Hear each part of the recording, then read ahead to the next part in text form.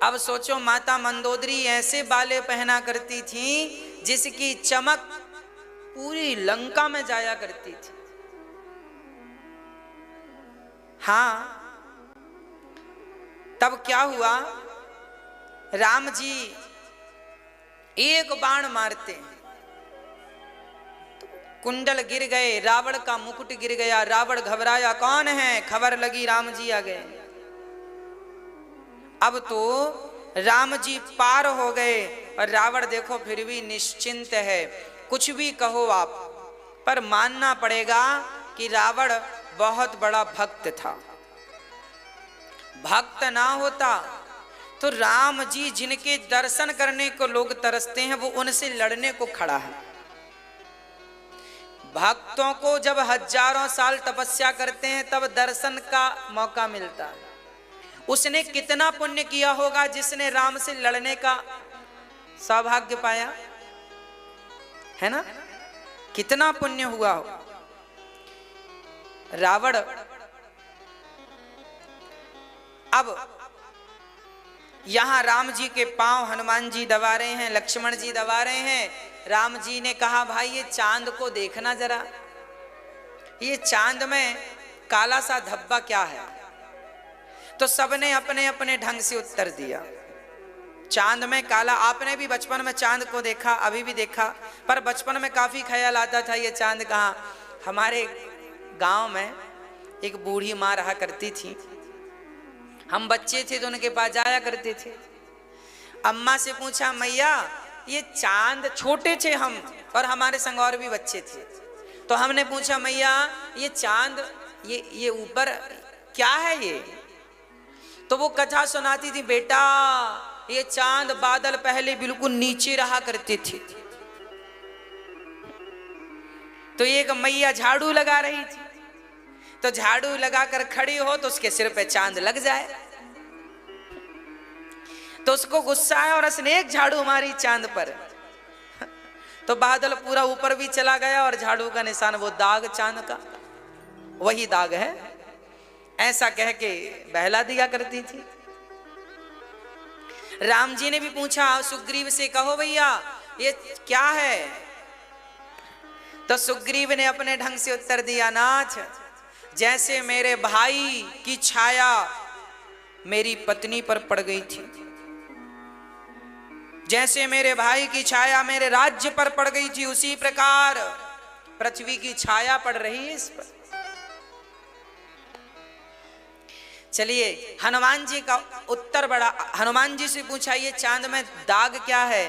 तब हनुमान जी ने कहा, प्रभु ये चांद में जो दाग है वो दाग नहीं है, जरा ध्यान से देखो तो उसकी कालीमा सांवली है, चांद में जो है ना वो सांवला रंग है।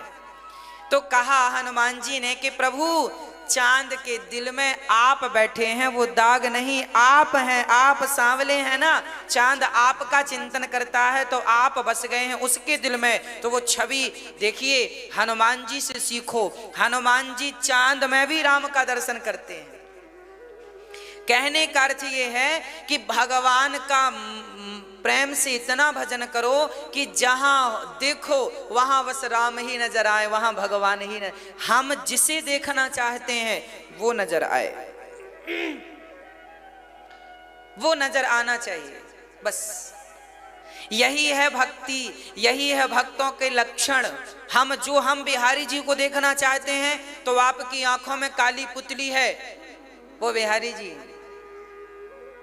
हाँ वो बिहारी जी का स्वरूप है। अरे काला कोई भी रंग देखो, उस काले रंग में किसका दर्शन कर लो, क्योंकि बिहारी जी, जगन्नाथ जी, द्वारिकाधीश जी, एक श्रीनाथ जी का सब काले हैं। जिसे देखो उसके स्वरूप पर आंखों की पुतली काली, सिर पे बाल काले, अरे जहां दर्शन करो बस वहीं बिहारी जी हो, बस बिहारी जी।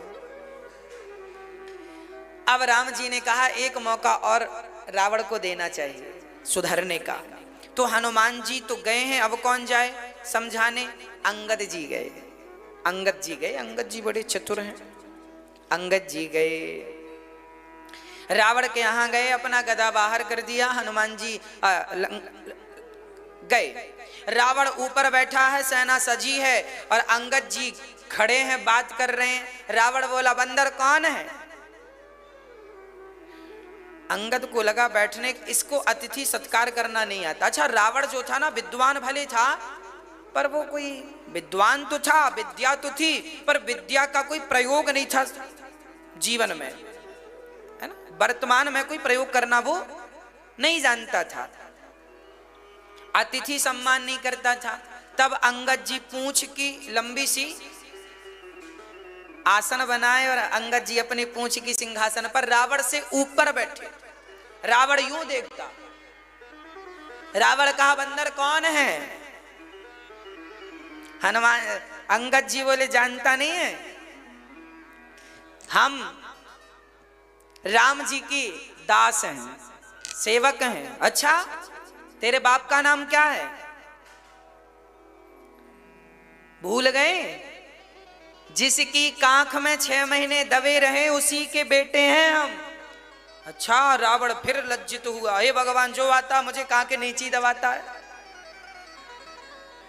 अंगद बोले, अब रावण ना बड़ी राजनीति खेला, रावण अपने पक्ष में करना चाहता था।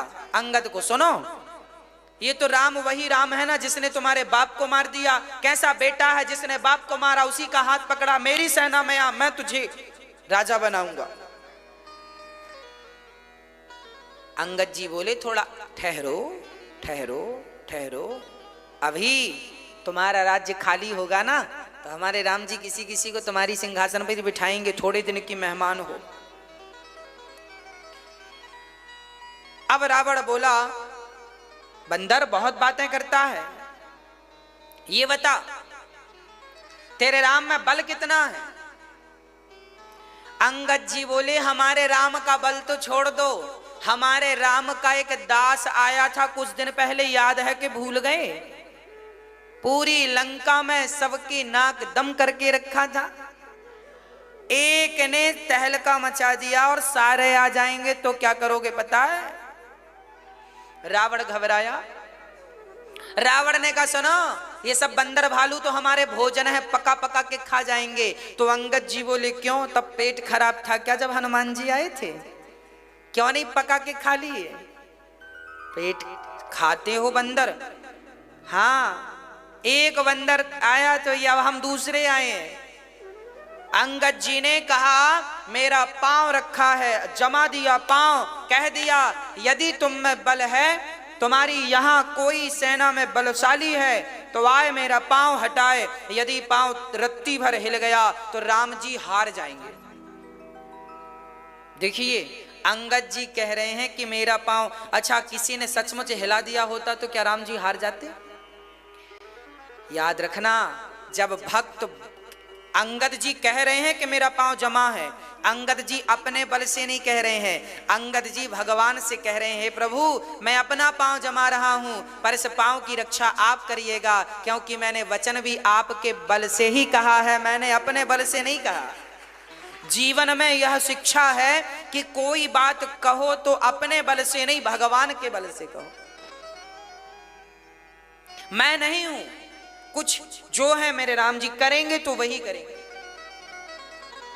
करना है सो राम जी को, नहीं करना है सो राम जी को, हम तो निमित्त हैं। पांव जमा दिया, बड़े बड़े रो, मेघनाथ आया, हिलाया, पसीना छूट गया, सब आए, अंत में रावण आया। जब रावण आया और पांव हिलाने लगा तो अंगद जी ने पांव हटा लिया, पकड़ना चाहा तो पांव हिला लिया, पांव हटा लिया तो रावण गिरा, उसकी मुकुट गिर गई। अंगद जी ने बढ़िया बात कह दी, रावण यदि पांव पकड़ना ही है तो मेरे क्यों पांव पकड़ता है? भगवान राम के पांव पकड़ ले, तेरा कल्याण हो जाएगा। अपने मुंह पर तिनका दबाकर गले पे कुल्हाड़ी रख के जा, राम तुझे माफ कर देंगे। जा।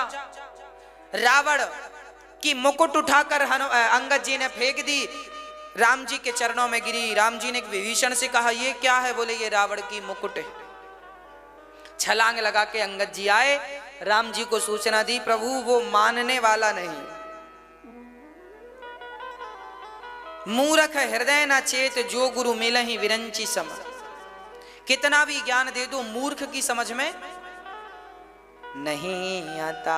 अब राम जी सेना तैयार करे, टुकड़ियों में बांट दी राम जी ने और बिल्कुल जोश से भर दिया। सुनो, या तो जीत होगी या तो मृत्यु होगी। जीवन में कोई भी काम करो तो बिल्कुल कॉन्फिडेंस से करना चाहिए, पूरा 100% कॉन्फिडेंस होना चाहिए, हम इस काम को कर पाएंगे। कॉन्फिडेंस कम हुआ वहीं हार होती है। तपाओ अपने आप को।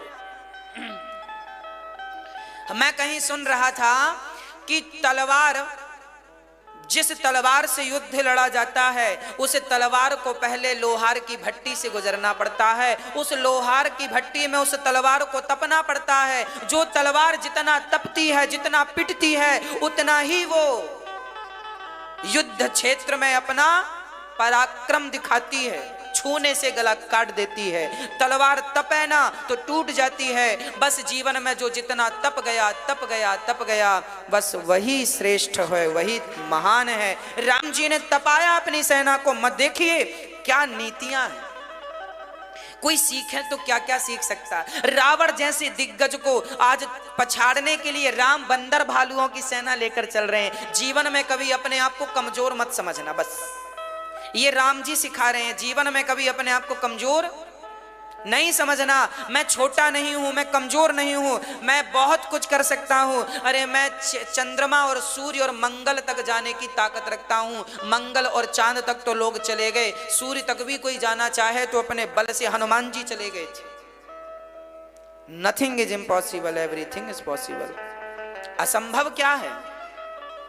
बस आप लगे रहिए, कार्य करते रहिए, कर्म करते रहिए। अब राम जी की सेना चली, चारों पूर्व पश्चिम उत्तर दक्षिण द्वार को घेरने की प्लानिंग हुई। अब राम जी ने बड़े प्रेम से, अच्छा अन्य रामायणों में वर्णन मिलता है कि सबसे पहले रावण युद्ध करने आया और राम जी ने उसे पराजित करके और उसे विदा कर दिया। उसके बाद रावण ने सबको बुलाया, अपने मित्रों को, दोस्तों को, दूर दूर के सबको, राजाओं को बुलाया, मेरे पक्ष से युद्ध करो। और बड़ा घमासान युद्ध हुआ।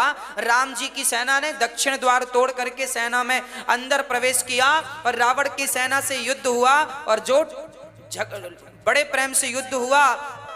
चारों तरफ रावण की सेना की लाशें बिछने लगी। रावण घबराया और अपने दिग्गज वीरों को एक के बाद एक को भेजता गया और सबको लक्ष्मण जी, राम जी धूल चटाते गए, मारते गए, मारते गए, मारते गए। जब सारे मारने लग गए, सब सेना मरने लगी, तब मेघनाथ को लगा पिताश्री आज्ञा दीजिए। पिताश्री से आज्ञा लेकर मेघनाथ जी चले। और मेघनाथ की देखो, मेघनाथ छोटे थे तो लक्ष्मण जी भी छोटे थे, तो बराबर से बराबर वालों का युद्ध शोभा देता। राम जी को लगा हम क्या, चल पड़े। मेघनाथ जी से युद्ध करने लक्ष्मण जी युद्ध करने चले। लक्ष्मण जी युद्ध कर रहे थे पर मेघनाथ बड़ा मायावी था और लक्ष्मण जी सब जानते थे, पर वो माया का आश्रय लेना नहीं चाहते थे। रावण ने, मेघनाथ ने बड़ी चतुराई से वो अदृश्य होकर के और उसने शक्ति चला दी। पहले शक्ति के पहले वर्णन मिलता है कि राम लक्ष्मण दोनों खड़े थे, लक्ष्मण जी बाण चला रहे थे, तो उसने भगवान को, राम को, भगवान श्री बलराम, श्री लक्ष्मण भैया को नांग पास में बांध दिया। नांग पास में बांधा तो भगवान मूर्छित हो गए। मेघनाथ बड़ा प्रसन्न होके चला, ऐसा बाण मारा है अब बचने वाला नहीं। खूब फूल उल बरसे मेघनाथ के ऊपर, जय जयकार, मेघनाथ की जय, मेघनाथ की जय। और यहाँ राम लक्ष्मण बंधे पड़े हैं, सारी सेना अचेत सी होगी, क्या करें क्या करें। तब हनुमान जी गरुण जी को लेके आए। गरुण जी आए और गरुण जी को बड़ा अहंकार आ गया था, हम ना होते तो राम जी जिंदा ना होते। इनके अहंकार को फिर नष्ट किया गया। कई बार हमें लगता है कि हम कर रहे हैं, कई बार क्या 101 बार ये विचार आ जाता है कि हम कर रहे हैं, हम कर रहे हैं। हम कई बार ये भूल जाते हैं कि ये काम भगवान, कई बार अहंकार आ जाता है। भगवान से कहो नाच अहंकार ना आए, नहीं तो सर्वनाश होने में टाइम नहीं लगेगा। हे नाच अहंकार आने मत देना, हे नाच अहंकार आने मत देना। अब बड़े प्रेम से भगवान नागपाश से मुक्त हुए, जीवित हुए। मेघनाथ फिर युद्ध करने चला और अब की बार माया शक्ति छोड़ी। लक्ष्मण जी शक्ति, वो शक्ति एक्चुअली मेघनाथ ने विभीषण को मारने के लिए चलाई थी, पर विभीषण जी की रक्षा करने के लिए भगवान ने वचन ले रखा है कि जो संपत्ति से विराव नहीं दीन दिए दसमाछ, सोई संपत्ति विभीषण नहीं सकुच दीन रघुनाथ। घबरा गए लक्ष्मण जी, घबराए कि यदि विभीषण जी मर गए तो राम का वचन मिथ्या हो जाएगा। राम ने कहा था विभीषण मैं तुम्हें लंका का राजा बना दिया।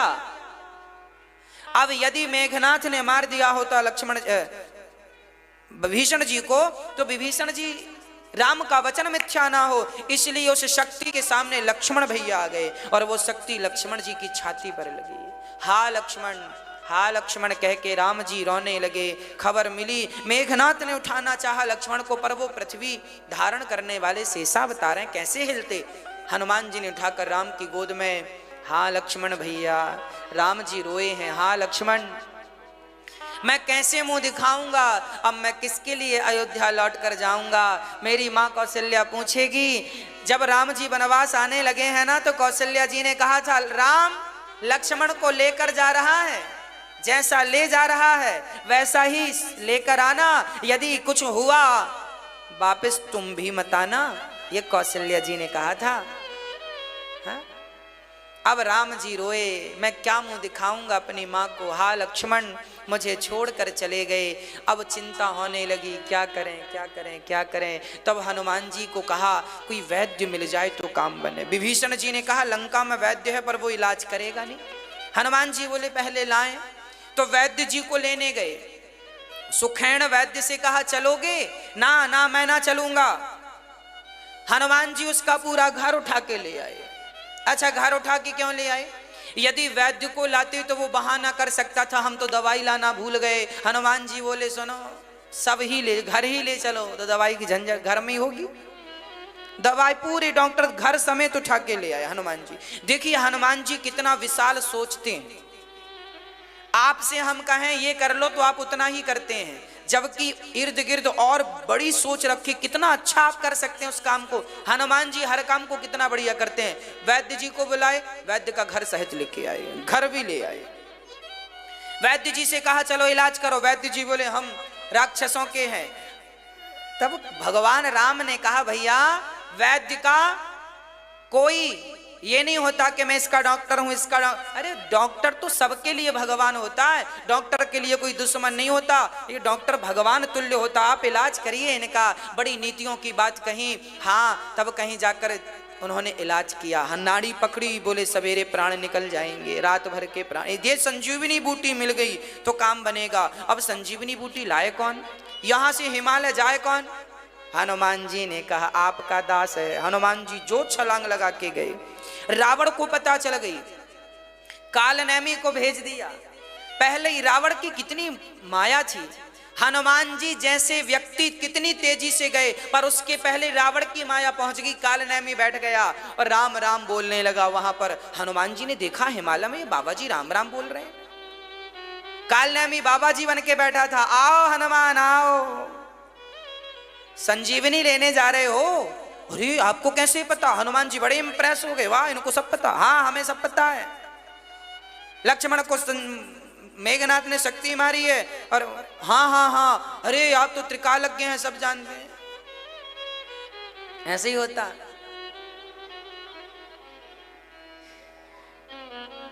ऐसे ढोंगियों से भी जरा बच के रहिएगा। ये कालनेमी है, समाज में कालनेमी यही है, झूठ बोलने वाले। आप सभी ये कथा अपने मोबाइल यूट्यूब पर जरूर देखिए। आगे की कथा रावण मरण और राम जी का राज्य तिलक, भरत मिलाप। हाँ अब राम जी हनुमान जी कालनेमी से कालनेमी कहता है हम तुम्हें गुरु मंत्र देंगे, हम तुम्हें सारी बूटियां देंगे, सुनो बैठो यहाँ। अच्छा वो समय जाया कर रहा था, समय बिगाड़ रहा था, क्योंकि समय केवल रात्रि का अवस्था। चलो बड़े प्रेम से हनुमान जी गुरु मंत्र, गुरु जी गुरु मंत्र दो।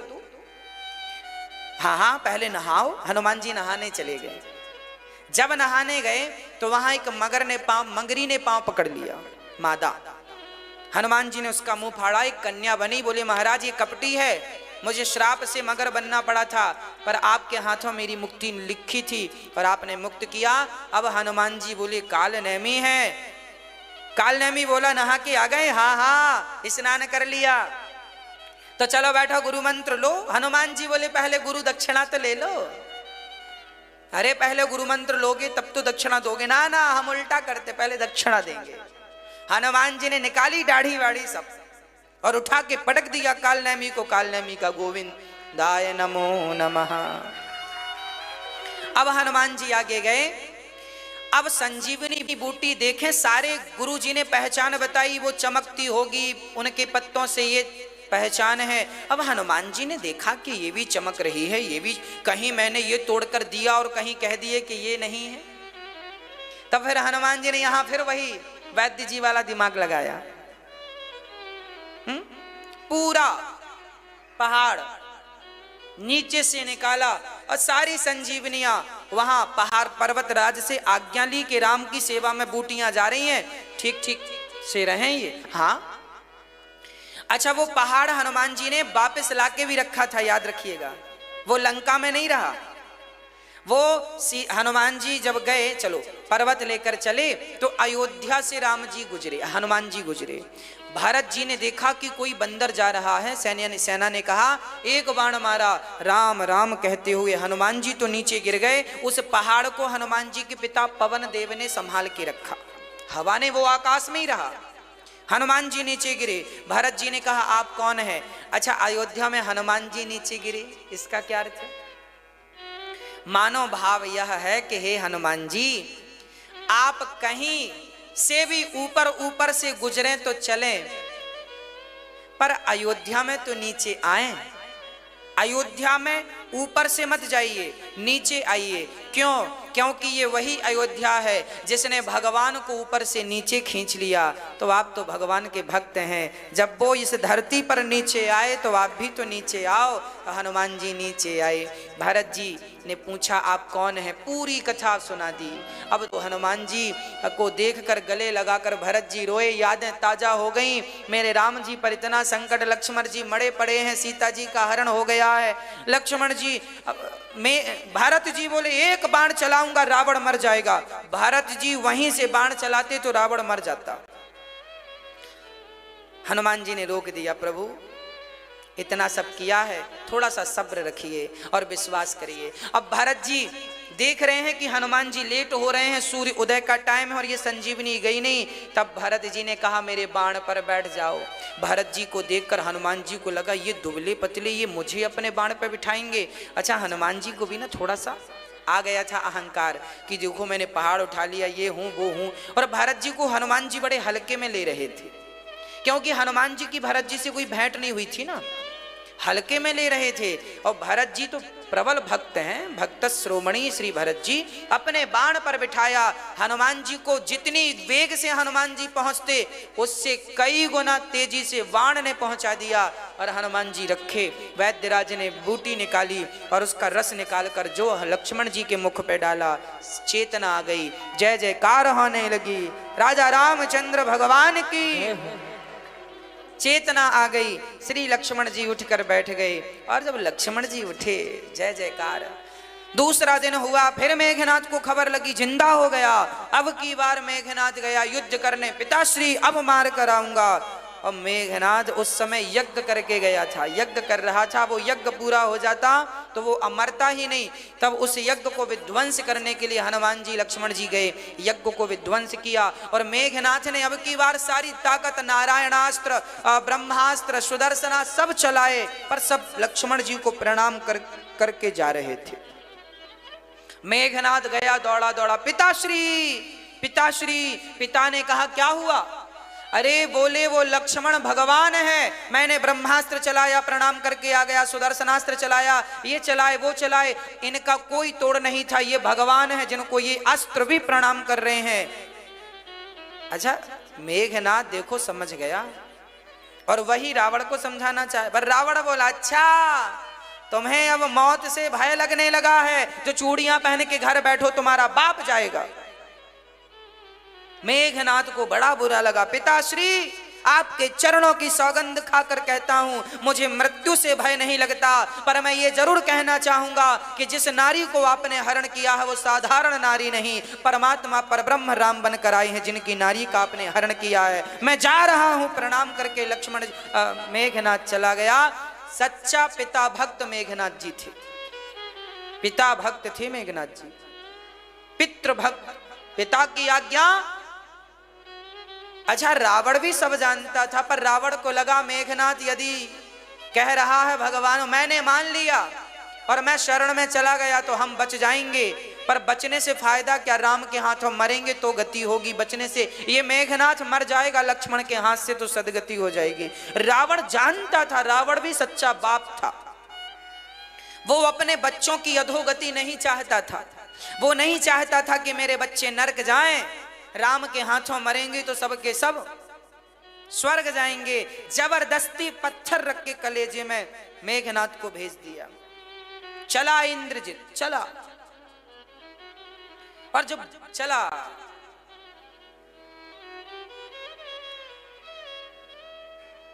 जो बाण चलाया लक्ष्मण जी ने, ऐसे बाण चलाए लक्ष्मण जी ने, घमासान युद्ध हुआ, अंत में अंत निर्णायक युद्ध हुआ मेघनाथ से। एक बाण साधा, बहुत सारे बाण प्रकट हुए और जो बाण मारा, दो बाण जाकर के मेघनाथ की दोनों भुजा काटते हैं, एक बाण जाकर के मेघनाथ का सिर काटता है और एक हाथ जाकर के सिलोचना के सामने गिरता है और मेघनाथ का सिर वहीं पड़ा है, धड़ वहीं पड़ा है, दूसरा हाथ जाके रावण के सामने गिरता है। रावण ने देखा ये मेरे भाई, ये मेरे बेटे का हाथ मेघनाथ मारा गया। पत्नी सिलोचना कहते हैं मेघनाथ के हाथ ने, कटे हुए हाथ ने अपने रक्त से लिखा सिलोचना के सामने। सिलोचना ने कहा अपने पति के हाथ को पहचान तो लिया, पर वहां पे अपने रक्त से लिखा मेघनाथ ने, सिलोचना मैं अलविदा हो गया हूं। ये लिखा मेघनाथ के उस कटे हुए हाथ ने। सिलोचना का प्रसंग बड़ा अद्भुत है। सिलोचना अपने पति का हाथ लेकर के उस युद्ध क्षेत्र में गई, चारों तरफ शांति थी। राम जी ने मेघनाथ के सिर को और धड़ को संभाल के रखा था, सुबह होएगी तो सुरक्षित बा इज्जत भिजवाएंगे। सिलोचना ने चिता बनाई, पति राम से मांगा, राम मेरे पति का सिर दे दो। धड़ लेकर बैठ गई, हाथ लेकर बैठ गई, सिर नहीं था। सिर राम जी ने दिया तो सिलोचना बैठने लगी चिता पर, तो बंदर भालुओं ने मजाक कर दिया, अरे सिलोचना तेरा पति राम से दुश्मनी किया, हाँ ऐसे लोगों के लिए तुम सती हो रही हो, तुम सती हो। यदि तुम सच्ची पतिव्रता हो तो अपने पति का सिर हंसाओ, यदि ये हंसेगा तो मान जाएंगे कि तुम सच्ची पतिव्रता हो। सिलोचना ने अपने पति से कहा, प्राणनाथ जरा हंसिए। मरा हुआ मेघनाथ, उसका मस्तक हंस पड़ा, सारे लोग दंग रह गए। सती के सतीत्व पर कोई संदेह है? राम जी ने आकर डांटा, क्या किया? एक सती का सतीत्व भंग कर रहे हो, सती का सतीत्व की परीक्षा ले रहे हो। अच्छा, राम जी इस बात से डर रहे थे कहीं सिलोचना लक्ष्मण को श्राप ना दे दे। राम जी डर रहे थे क्योंकि मेघनाथ, देखो शक्ति से तो मेघनाथ बच गए, पर कहीं श्राप दे देती सिलोचना तो लक्ष्मण जी बचते नहीं। अच्छा, ये सिलोचना कौन है? ये नांगों की पत्नी है, नांग कन्या है। सच्ची बात यह है कि सुलोचना का विवाह लक्ष्मण से होने वाला था, परंतु मेघनाथ ने नागलोक में जा इसने उत्पात किया, तब वासुकी ने सुलोचना को ब्याह दिया। ना चाह करके जबरदस्ती सुलोचना का इसने हरण कर लिया और फिर सुलोचना इनकी हो गई। अच्छा, लक्ष्मण की पत्नी उर्मिला, मेघनाथ की पत्नी सुलोचना, दोनों का पातिव्रत धर्म बिल्कुल बराबर था, 50-50। फर्क इतना था कि उर्मिला के पति धर्म का साथ दे रहे थे और सुलोचना के पति अधर्म का साथ दे रहे थे। दोनों पत्नियां, लक्ष्मण जी की और मेघनाथ जी की, दोनों की पत्नियां उच्च क्वालिटी की पतिव्रता थी। ऐसी पतिव्रता नारी अब इस पृथ्वी को मिलना बड़ा कठिन है। दोनों सर्वश्रेष्ठ थी, पर परिणाम क्या हुआ? रावण का साथ देने से उसकी शक्ति क्षीण होती गई और राम का साथ देने से उनका बल बढ़ता गया। मैं कमजोर क्यों ना हूं, मैं कमजोर हूं, पर मैं सत्य के साथ लगा हूं तो मेरा अपने आप बल बढ़ता जाएगा, क्योंकि मैं सत्य के लिए लगा हूं। और कोई कितना भी बलशाली क्यों ना हो, असत्य के लिए काम करता हो तो वो एक दिन निर्बल होकर के नष्ट हो जाएगा। और निर्बल यदि सत्य के साथ जुड़ गया तो वो बलशाली होकर उसको समाप्त कर देगा। यह चर्चा है। यही महाभारत में है, एक सत्य है, एक असत्य है, एक धर्म है, एक अधर्म है। यही राम और रावण के युद्ध में भी है। अधर्म का साथ दिया मेघनाथ ने, समाप्त हो गया, सती हो गई पत्नी। अब रावण भयभीत हुआ और रावण ने कुंभकर्ण को जगाया। कुंभकर्ण जागा, बड़े प्रयास से जागा और कुंभकर्ण को कहा कि भैया जाओ, बड़ा संकट है। कुंभकर्ण ने पूछा क्या संकट है? बोले पत्नी हम ले आए हैं राम जी की। मेघ कुंभकर्ण ने डांटा, रावण तुम्हारी बुद्धि भ्रष्ट हो गई है। उस परमात्मा की पत्नी को ले आए जिसकी एक पलक झपकते ही सृष्टि और प्रलय हो सकता है। रावण तो रावण है, बड़ा पंडित है। अच्छा, रावण अपने भाई को भी चाहता था मेरे संग ये भी निपटे। क्यों? क्योंकि ये कब तक सोएगा? इस शरीर से मुक्ति तो चाहिए ना। राम के हाथों मरेगा तो मेरा भाई अमर हो जाएगा। कुंभकर्ण गया तो गया, सबसे पहले विभीषण जी मिले। विभीषण को हाथ में लेके बोला, क्यों अपने भाई का साथ छोड़ दिया तुमने? ऐसे भाई हो? देखो हमने नहीं छोड़ा। विभीषण जी ने कहा, भैया आप ही बताओ, जिस भाई ने लात मार के निकाल दिया है, क्या उस भाई का सपोर्ट करना चाहिए? और उस भाई का क्या सहयोग करना चाहिए जिस भाई ने पराई नारी का हरण किया है? क्या ये न्याय है? चूंकि आपका भाई है तो आप उसका साथ देंगे, भले वो गलत है ना। भाई ही सही, गलत है तो उसका भी साथ नहीं देना चाहिए। कुंभकर्ण ने कहा, हाँ विभीषण बात तो तुम सही कह रहे हो, पर अब भैया अब देखो, मैं तो अब रावण को वचन दे चुका हूं कि या तो रावण को विजय दिलाऊंगा, नहीं तो ये शरीर पूरा हो जाएगा। राम जी से युद्ध हुआ, जहां पांव रखता हजारों लोग मारे जाते, पांव से दबकर, और अंत में राम जी ने बाण मारा है और कुंभकर्ण भी धराशायी हुआ। धराशायी ऐसा हुआ, प्राण निकल गए, राम के हाथों मृत्यु हुई, परम गति को प्राप्त हुआ कुंभकर्ण। अंत में रावण, जब सारी लंका लगभग समाप्त हो गई, सारे लोग मारे गए, 1 लाख बेटा, 1.25 लाख नाती और करोड़ों की संख्या में प्रजाजन मारी गई। वो युद्ध लोग युद्ध करने वाले प्रजा अर्थात सेना मारी गई, निर्दोष प्रजा नहीं मारी गई कोई भी। अब क्या हुआ? अब रावण चला। रावण ने कहा, अरे राम तुम हमसे क्या युद्ध करोगे? तुम्हारी हमारी क्या बराबरी है? हम रथ पर हैं और तुम जमी पर खड़े हो। राम जी बोले, रावण हमारा धर्म ही हमारा रथ है, तुम्हारा तो लकड़ी का हीरे मोती का रथ है, हमारा धर्म ही हमारा रथ है। वाह क्या बात है राम जी की। राम जी कहते हैं धर्म ही हमारा रथ है, धर्मो रक्षति रक्षिता। जीवन में कभी भी अपने धर्म का पालन नहीं छोड़ना चाहिए। धर्म का पालन नित्य करो, सदा करो। सत्य और दया ही इस रथ के पहिए हैं। धर्म का रथ है, सत्य और दया ही इस रथ के पहिए हैं। राम जी कह रहे हैं, आप तो सोने के रथ पर बैठे हो रावण जी, हम तो धर्म के रथ पर बैठे हैं। और याद रखना, सामने वाला कितना भी बलवान, शक्तिशाली, मायावी और धनवान क्यों ना हो, पर आप धर्म के साथ हैं तो आप पैदल ही क्यों ना होंगे, विजय आपकी ही होगी, क्योंकि आप धर्म के साथ। आप अपने आप को देखिए कि आप अभी किनके साथ, धर्म के साथ हैं या अधर्म है। आप अपनी दुकान चलाते हैं तो धर्म के साथ रहकर चलाते हैं कि कभी कभी झूठ बोल के अधर्म भी कर लेते हैं। धर्म के साथ रहना सीख लीजिए, धर्म को जाने मत दीजिएगा। था भरा सोना खचा खच लंक की दीवार में, एक रत्ती नहीं मिला रावण को मरती वार में। जाने ना देना धर्म, करना लोभ मत धन धाम का, और धर्म ही जाता रहा तो धन रहा किस काम। धर्म चला गया तो धन बचा के करोगे क्या। इसलिए धर्मो रक्षति रक्षिता, धर्म ही हमारा बल है।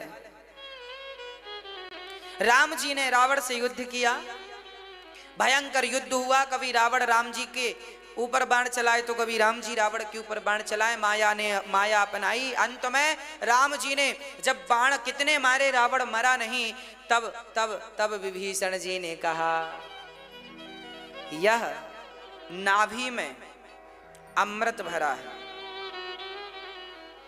एक बार ब्रह्मा जी को परेशान कर दिया रावण ने, तो ब्रह्मा जी से कहा, एक बार ब्रह्मा जी को परेशान किया तो ब्रह्मा जी ने कहा, भाई परेशान मत कर रावण। बोले, एक शर्त पर परेशान नहीं करूंगा, मुझे भी अमृत पिला दो। ब्रह्मा जी बोले, अच्छा अमृत पिएगा तो अमर नहीं हो जाएगा। हाँ, पर मैं तुझे तेरी नाभि में अमृत रखता हूं, जब तक तेरी नाभि में कोई बाण नहीं मारेगा तब तक तेरी मृत्यु नहीं होगी। ये बात केवल विभीषण जी जानते हैं, और कहते हैं ना, घर का भेदी लंका ढाहे। विभीषण जी काम आ गए राम जी के। अच्छा, विभीषण ना होते तो क्या रावण नहीं मरता? बिल्कुल मरता। राम जी सर्वज्ञ हैं, पर फिर भी पूछते हैं। राम जी ने बाण मारा नाभि में, सारा कौन सा बाण मारा? आग्नेयास्त्र। उस अग्नि से सारा नाभि का अमृत सूख गया और रावण धराशायी हो गया, गिर पड़ा। जब रावण रथ से नीचे गिरा तो राम राम राम राम कह करके रावण जमीन पर गिरा है। अब की बार रावण ने राम बोला है, मरती बार रावण ने राम बोला। राम जी आए और राम जी चरणों में खड़े हो गए। राम जी रावण से कहते हैं, अन्य रामायणों में वर्णन है, लक्ष्मण जी से कहा, ज्ञान ले लो, ऐसा ज्ञानी दोबारा नहीं मिलेगा। आज धरती से ये ऐसा ज्ञानी जा रहा है जो ज्ञानी अब इस धरती को मिलने वाला नहीं। राम जी ने रावण को प्रणाम किया, मेरे हाथ से एक ब्राह्मण का वध हो गया, ब्रह्म हत्या लगी राम को। रावण ने भगवान से कहा, प्रभु मैं जानता था आप भगवान हैं, पर क्या करता, मेरा शरीर तामसी था, मैं आपका माला तो जप नहीं सकता था, इसलिए मैंने हट करके आपसे दुश्मनी मोल ली, ताकि आपके हाथ से मेरी मुक्ति हो जाए। क्योंकि मेरे से माला जपा नहीं जाता, जंगल में रहा नहीं जाता, मैं साधु संतों की तरह तो गति पा नहीं सकता था, इसलिए मैं आपका इस प्रकार से भजन किया। राम जी ने रावण को वही गति जी जो पिता को दी थी। अच्छा, यहां वर्णन गोस्वामी जी लिखते हैं, दशरथ जी महाराज फिर आए, राम से मिले और राम जी ने कहा, पिताजी आप कहो तो आपको भी अयोध्या लेकर चलूं। दशरथ जी मर चुके थे, अंतिम संस्कार हो चुका था, पर परमात्मा है वो, आप उन्हें साधारण नर ना समझ लेना। वो भगवान है जो मरे हुए पिता को बुलाए और आशीर्वाद दिया दशरथ जी ने, और फिर वहां से दशरथ जी विदा हुए। अब विभीषण राजा बने, अंगद जी जाकर और हनुमान जी जाकर विभीषण को राजा, राम जी लंका के भीतर नहीं गए। 14 साल, आज रावण मरा था, आज 14वां साल का आखिरी दिन था। रावण जिस दिन मरा उसी दिन फटाफट विभीषण को राज्य तिलक किया और सीता आज आ रही है। वाह! जानकी मैया जी जब आई तो राम को देखती हैं, देखते ही नेत्रों से आंसू आ गए। राम जी की तरफ बढ़ी तो राम जी ने रोक दिया, सीता रुक जाओ। क्यों भगवान, हम आपसे कुछ कहना चाहते हैं। क्या कहना चाहते हैं? ये अग्नि है, जरा इससे पार आ जाओ। राम जी को सीता पर कोई संदेह नहीं है, पर राम जी समाज का मुंह बंद करना चाहते हैं। देख लो दुनिया वालों, मेरी सीता पर कभी लांछन मत लगाना। मेरी सीता अग्नि की तरह पवित्र है और राम जी अग्नि से जब सीता जी गुजरी तो उनका शरीर और चमकदार हो गया। मैंने बताया था असली सीता अग्नि में प्रवेश कर चुकी थी, तो असली सीता की वापसी ही ये अग्नि परीक्षा थी और राम जी ने अग्नि परीक्षा नहीं, ये सीता की वापसी थी। वापसी ली और अब क्या करें, पुष्पक विमान तैयार हुआ। पुष्पक विमान में राम जी, लक्ष्मण जी, सीता जी बैठी और बड़े प्रेम से चल पड़े। जिस जिस रास्ते से आए उसी रास्ते से राम जी दिखा रहे हैं। देखो हम लोगों ने यहाँ तंबू बनाया, देखो सेतु यहाँ बनाया, देखो यहाँ रामेश्वरम की स्थापना की, यहाँ रामेश्वरम की स्थापना की और यहाँ विभीषण जी मिले, यहाँ ये हुआ, सारा वृत्तांत सुनाया। जटायु का उद्धार, सारी चीजें बताई। केवट को बिठाया और भरत जी के पास हनुमान जी को भेजा, जाओ देखो कि भरत को कोई लालच तो नहीं आया। तब भरत जी बस अग्नि में प्रवेश करने की तैयारी कर रहे थे, तब तक हनुमान जी ने सूचना दी, भगवान आ गए हैं, भरत जी प्रभु आ गए हैं। और जब सुना भरत जी गदगद हो गए। राम जी आए तो राम जी को देखते ही भरत जी रोने लगे और राम जी के चरणों में गिर पड़े। भरत जी की जटाएं उलझ गई थी, उस दिन से कंघी नहीं की। तब राम जी अपने भैया भरत से मिलते हैं और जितने लोग थे वहां सबसे राम जी मिले हैं। इतने रूपों में राम जी मिले हैं जितने लोग वहां पर, हर रूप में राम जी, हर माँ से एक ही समय भरत जी से मिले, उसी समय माँओं से, गांव वालों से, बच्चों से, स्त्रियों से, सबसे राम जी ने मिल लिया।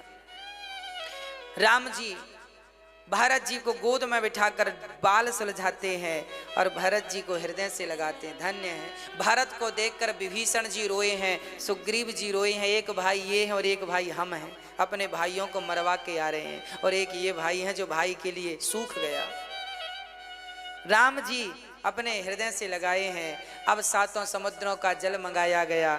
बिना देर लगाए वशिष्ठ जी ने राम को सिंहासन पर बिठाया, सिया जी को सिंहासन पर बिठाया और राज तिलक किया।